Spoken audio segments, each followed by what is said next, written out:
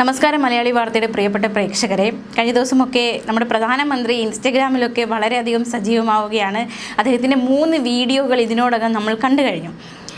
അദ്ദേഹത്തിനെതിരെ ഒരു വശത്ത് വിമർശനങ്ങളുണ്ട്, ഒരു വശത്ത് കൈയടിക്കുന്നവരുണ്ട്. അത്തരത്തിൽ വിമർശിച്ച് ഒരാൾ പെട്ടിരിക്കുകയാണ്. അക്ഷരാർത്ഥത്തിൽ മേക്കപ്പ് ആർട്ടിസ്റ്റ് ജാൻമണിയാണ് ഇപ്പോൾ നിയമക്കുരുക്കിൽ പെട്ടിരിക്കുന്നത്. CJP പ്രക്ഷോഭം നടക്കുന്നതിനിടെ പ്രധാനമന്ത്രി നരേന്ദ്രമോദിയെ സമൂഹ മാധ്യമത്തിലൂടെ അവഹേളിച്ചുവെന്ന പരാതിയിൽ മേക്കപ്പ് ആർട്ടിസ്റ്റ് ജാൻമണി ദാസിനെതിരെ കേസ്. കോഴിക്കോട് സൈബർ ക്രൈം പോലീസാണ് കേസെടുത്തത്. BNS 192, 356(2) Kerala police act 120(O) വകുപ്പാണ് ചുമത്തിയത്. BJP നേതാവ് നവ്യ ഹരിദാസ് നൽകിയ പരാതിയിലാണ് കേസെടുത്തത്. സമൂഹത്തിൽ ലഹള ഉണ്ടാക്കണമെന്നും സമാധാനം തകർക്കണമെന്നുമുള്ള ഉദ്ദേശത്തോടെ പ്രധാനമന്ത്രിയെ അപകീർത്തിപ്പെടുത്തുകയും അപമാനിക്കുകയും ചെയ്തുവെന്നാണ് FIRൽ വ്യക്തമാക്കുന്നത്. സംഭവത്തിൽ നേരത്തെ ജാൻമണി ക്ഷമ ചോദിച്ചതാണ്. പക്ഷേ കേസുമായി BJP മുന്നോട്ട് പോവുകയായിരുന്നു. പോലീസ് സംഭവത്തിൽ FIR രജിസ്റ്റർ ചെയ്തിട്ടുണ്ട്. സമൂഹ മാധ്യമങ്ങളിൽ പോസ്റ്റ് ചെയ്ത ഒരു വീഡിയോയുമായി ബന്ധപ്പെട്ടാണ് വിവാദം. അതേസമയം സമൂഹ മാധ്യമത്തിൽ പോസ്റ്റ് ചെയ്ത സംഭവത്തിൽ ജാൻമണി ദാസ് ക്ഷമ ചോദിച്ചു. തൻ്റെ വാക്കുകൾ ആരെങ്കിലും വേദനിപ്പിച്ചിട്ടുണ്ടെങ്കിൽ മാപ്പ് ചോദിക്കുന്നു എന്നായിരുന്നു താരത്തിൻ്റെ വിശദീകരണം. ദില്ലിയിൽ CJP പ്രതിഷേധം നടക്കുന്നതിനിടെ പ്രധാനമന്ത്രി നരേന്ദ്രമോദിക്കെതിരെയാണ് ജാൻമണി ദാസ് ഇത്തരത്തിൽ വലിയ രീതിയിലുള്ളൊരു വിമർശനം ഉന്നയിച്ചത്. ആരെയും വേദനിപ്പിക്കാൻ വേണ്ടിയല്ല പറഞ്ഞതെന്നും പരസ്യമായി ക്ഷമ ചോദിക്കണമെന്ന ആഗ്രഹമുണ്ടെന്നും ജാൻമണി ഇൻസ്റ്റഗ്രാമിൽ പങ്കുവച്ച വീഡിയോയിലൂടെ വ്യക്തമാക്കിയിരുന്നു. തൻ്റെ പരാമർശത്തിന് പിന്നാലെ കേരളത്തിൽ നിന്നും വിദേശ രാജ്യങ്ങളിൽ നിന്നും ഭീഷണി കോളുകൾ കിട്ടിയതായും ജാൻമണി പറഞ്ഞു. എൻ്റെ ഒരു വീഡിയോ ഭയങ്കര പ്രശ്നമായി പോയി. സത്യം പറഞ്ഞാൽ അതെനിക്ക് അറിയില്ല. ദില്ലിയിൽ ഒരു കണ്ടന്റ് കണ്ട് മീഡിയ ചോദിച്ചപ്പോൾ കാര്യം പറഞ്ഞു. ചിലപ്പോൾ ഞാൻ മലയാളം പറയുന്നത് ശരിയാകാത്തതും കാരണം രാവിലെ മുതൽ എനിക്ക് കുറേ ഭീഷണി കോളുകളും മെസ്സേജുകളും വന്നപ്പോൾ കാര്യം മനസ്സിലായില്ല. എൻ്റെ കുറേ സുഹൃത്തുക്കൾ വിളിച്ച് അത് വലിയ പ്രശ്നമാണെന്ന് പറഞ്ഞു. അപ്പോൾ തന്നെ എൻ്റെ വീഡിയോ നൽകിയവരോടെല്ലാം ഡിലീറ്റ് ചെയ്യാൻ ആവശ്യപ്പെടുകയും ചെയ്തു.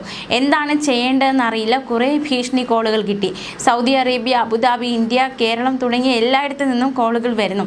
സത്യം പറഞ്ഞാൽ ആരെയും വേദനിപ്പിക്കാൻ വേണ്ടിയല്ല പറഞ്ഞത്. പ്രധാനമന്ത്രിയുടെ അമ്മയെക്കുറിച്ചല്ല പറഞ്ഞത്. കണ്ടന്റുമായി ബന്ധപ്പെട്ട് ഒരു ചോദ്യം ചോദിക്കുക മാത്രമാണ് ചെയ്തത്. അല്ലാതെ മോദിജിയെക്കുറിച്ചല്ല പറഞ്ഞത്. വീഡിയോ വൈറലായതിനെ തുടർന്ന് ആളുകൾ തന്നോട് വളരെ ദേഷ്യത്തിലാണ്. ആരെയും വേദനിപ്പിക്കണമെന്ന് ഒരിക്കലും ചിന്തിച്ചിട്ടില്ല. തൻ്റെ ഭാഗത്ത് നിന്ന് തെറ്റ് പറ്റിയിട്ടുണ്ടെങ്കിൽ വളരെയധികം ക്ഷമ ചോദിക്കുന്നു. പരസ്യമായി ക്ഷമ ചോദിക്കണമെന്ന് ആഗ്രഹമുണ്ട്.